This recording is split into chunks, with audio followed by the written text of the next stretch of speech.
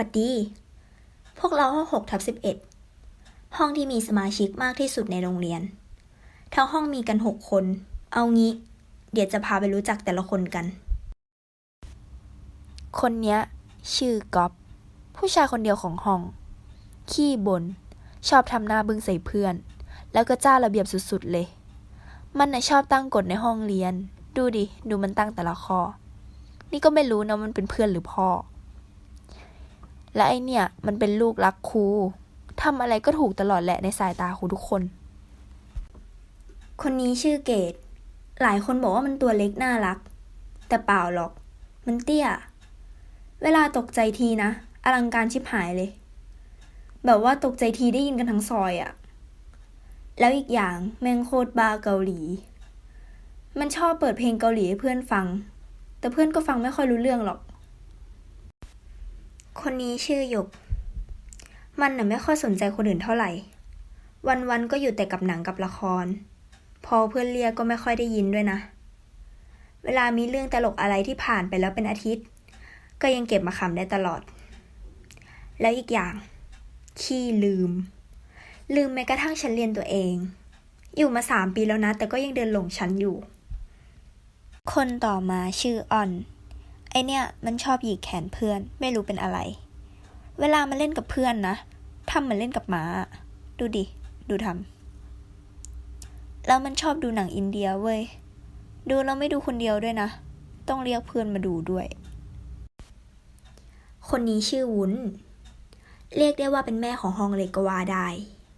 เป็นทั้งเจ้าแม่ติ๊กต็อก เจ้าแม่สตอรี่ ถ่ายเก่ง แท็กเก่ง อัพเก่ง สตอรี่มันก็คือเป็นจุดไข่ปลาทุกวันน่ะ แล้วเรื่องงานฝีมือนี่ต้องยกให้มันเลยนะ อีกอย่างมันเป็นมนุษย์ที่ขำอร่อยมาก คนสุดท้ายละ ชื่อโย นึกถึงหมูกระทะต้องนึกถึงบ้านไอโย บ้านมันน่ะเป็นศูนย์รวมหมูกระทะ วันไหนอยากกินก็คือไปบ้านมันได้เลย ไอเนี่ยมันเป็นผู้หญิง แต่ไม่ค่อยมีความเป็นผู้หญิงหรอก เหมือนกระเทยตั้งแต่หน้ายันเสียง และสุดท้ายนะ วงการแดนต้องสั่นสะเทือนถ้าเจอมันเข้าไป หมดละ รู้จักพวกเราแค่นี้พอแล้วเนาะ มาดูตอนเราไปเที่ยวทะเลกัน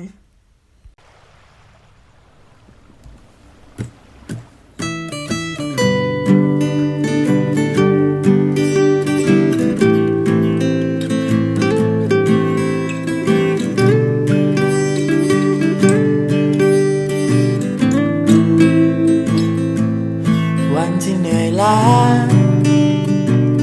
ฉันกลับมาฟังเสียงทะเลที่เธอกับฉันเดินด้วยกันที่ริมหาดทรายยังมีสายลมมีเรื่องราวมีรอยเท้าที่เดินข้างกันอยู่ลมยังพัดเธอกลับมาในเวลาที่ได้ยินเสียงทะเล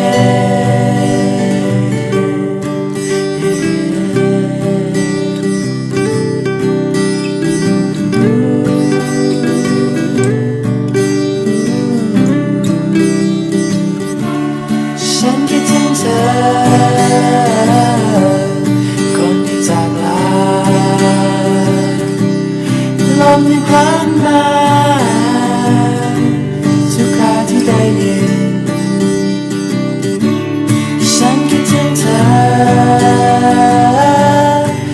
ที่คงไม่กลับมา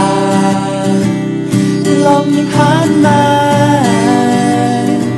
ทุกคราที่ได้ยิน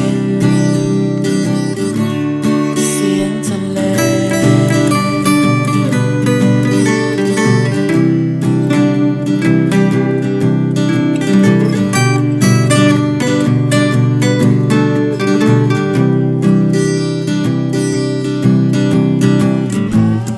ฉันไม่เสียใจที่ยังคิดถึงเธอในตอนนี้ความทรงจำดีๆอยู่ตรงนี้ที่เดิมและยังมีสายลมมีเรื่องราวมีรอยเท้าที่เดินข้างกันอยู่ลมยังพัดเธอ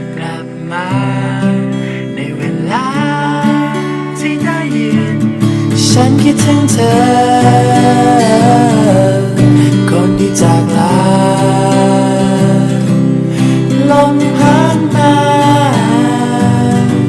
ทุกคราที่ได้ยินฉันคิดถึงเธอที่คงไม่กลับมาลมพัดมาทุกคราที่ได้ยินเสียงทะเล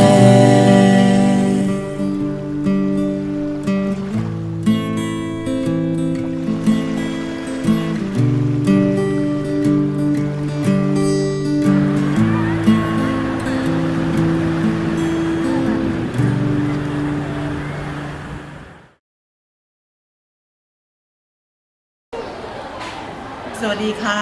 ครูชื่อบุษราเจตบุตรนะคะ เป็นครูสังกัดกลุ่มสาราการรู้วิทยาศาสตร์สอนวิชาเคมีค่ะ ในปีการศึกษา 2560 ได้รับมอบหมายให้เป็นครูที่ปรึกษามา6/11 ค่ะ